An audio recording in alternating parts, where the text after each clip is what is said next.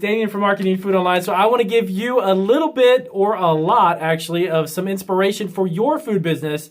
And I'm going to show you how this became a $220 million package of beef jerky right now.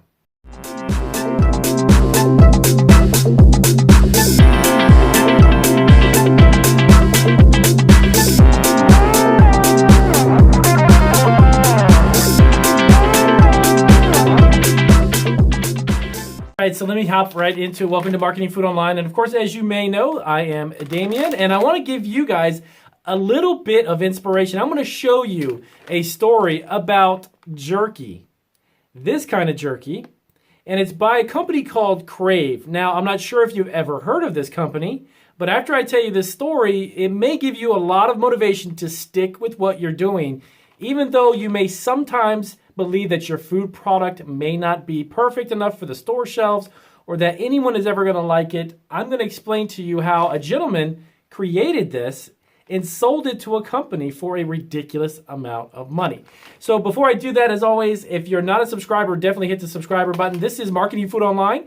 We are YouTube's premier food business channel, and I show you everything you need to know to get your food product from up here into this, and then of course onto store shelves, or even online through Amazon, Etsy, or eBay. So let me hop right into it. So this company is a unique story, and it's actually going to be, this will be the first of several videos I'm going to do about some really successful food businesses that started very small and then became some gigantic brand that was then picked up by another even bigger brand. So what's so great about starting a food business in this day and age is actually the amount of small artisan-style foods like this that a lot of these big brands, and when I say big brands like Nabisco, Hershey's, Pepsi-Cola, Coca-Cola, they are looking and are on a hunt for these types of small businesses with these really unique products.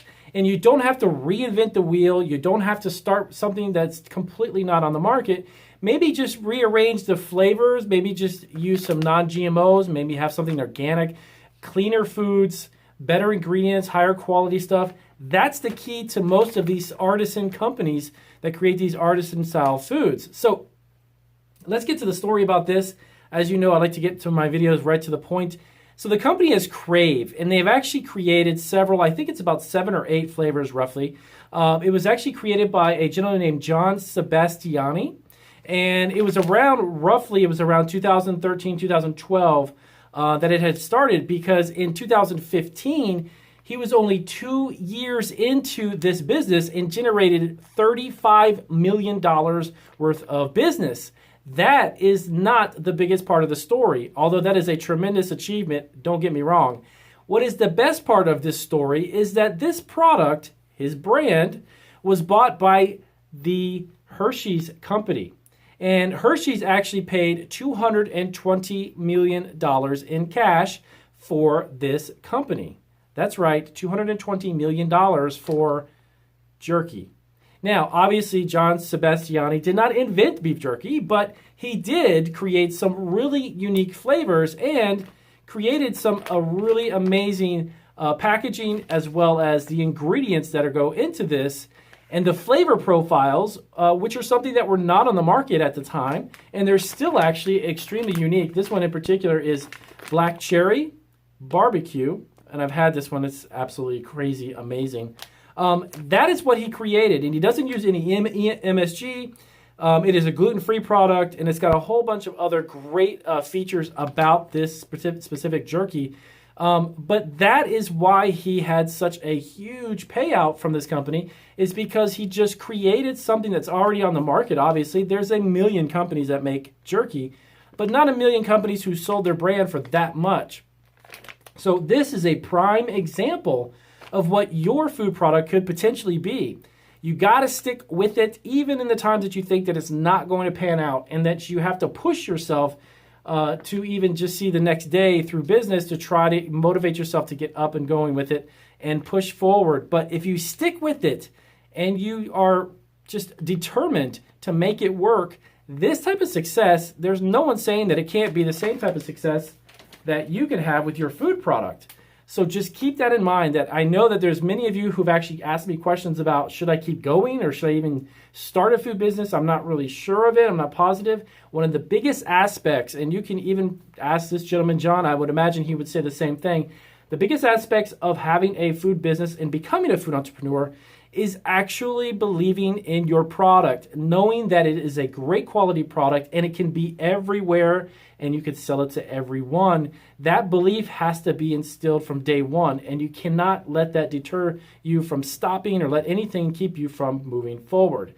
That kind of success is definitely something that's doesn't happen to every food business, don't get me wrong, but it is definitely an opportunity for anyone who gets into the market who can definitely have that type of success. So with that being said, what I wanted to go over really quick was some of the things that can actually set your food product apart from others. Is, like I said, he didn't reinvent the wheel here. He simply just added a new flavor profile and kind of cleaned up the ingredients and used some really all natural stuff. If you are in the market, you're trying to figure out what kind of a food product to make, or maybe you actually have a food product, and maybe you're looking for a more natural way to do it, you can look at non-GMO ingredients. You can look at organic ingredients, look at really unique flavor profiles. If you're not really good at packaging, that is okay, to believe it or not. When you first start out, don't expect your packaging and your product to be a grand slam hit with everybody. Over time, your packaging can actually evolve and change, okay? If I'm not mistaken, the original packaging for this company was not as really cool as this one is. Once it got into the hands of the Hershey's company, then they created some amazing packaging. But if I remember right, I read some information about the story behind this, that it didn't initially start off that way, but that's okay. The most important part of getting your business up and running and seeking that type of success is just starting. Don't overthink it, and don't procrastinate, and don't waste time. Get on the ball, get your product rolling, and then as time goes on, you'll have an opportunity to evolve and get your product either with, like I said, better quality ingredients, maybe more cleaner ingredients and less preservatives. But nowadays, a lot of companies are looking for those companies that use more healthier ingredients. They're more conscious about the types of ingredients they put into their final product, and that makes it even more appealing to these larger brands who have a lot of money at their disposal. Companies like Pepsi-Cola, by the way, I don't know if you know this, Pepsi-Cola doesn't just do drinks. They own tons of brands that are in the snack category, okay? And there are companies like Nabisco, Hershey's, it goes on and on and on, even Coca-Cola. They pick up even, there was a company that they had grabbed, if I remember right, it was a tea company, and they had paid somewhere in upwards of $300 million for this brand, and it was just brewed tea.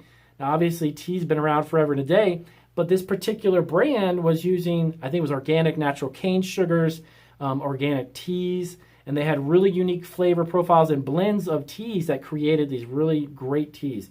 So they were very interested in it and ended up scooping up that brand, and the gentleman that started it made a fortune. So if you think that your product is worth $220 million, well, then that is a good thing, because that will keep you motivated and keep you driven to stay focused and grow your product and grow your brand, wherever that may be, if it happens to be online or even in retail stores. So I wanted to give you that really tidbit of information, and you can even Google this and you can verify all the stuff that I talked about in the video.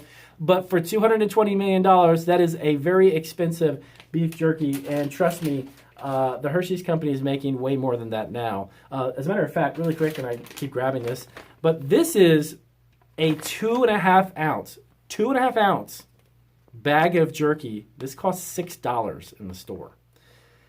Wow. So, and to tell you the truth, it is actually really good, but in my taste, would I pay $6 for less than 3 ounces of a food product in the future? Probably not.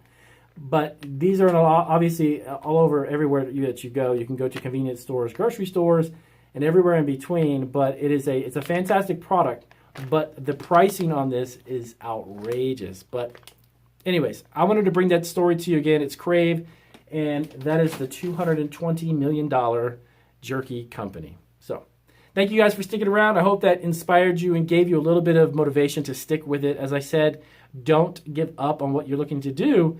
Just keep pushing forward and asking questions. Always ask questions, and definitely ask me questions down in the description down in the comments section. And in the description, I'll have a whole bunch of other links if you guys need any assistance or consulting. I'm always here to help you guys out, so I'll see you on the next video.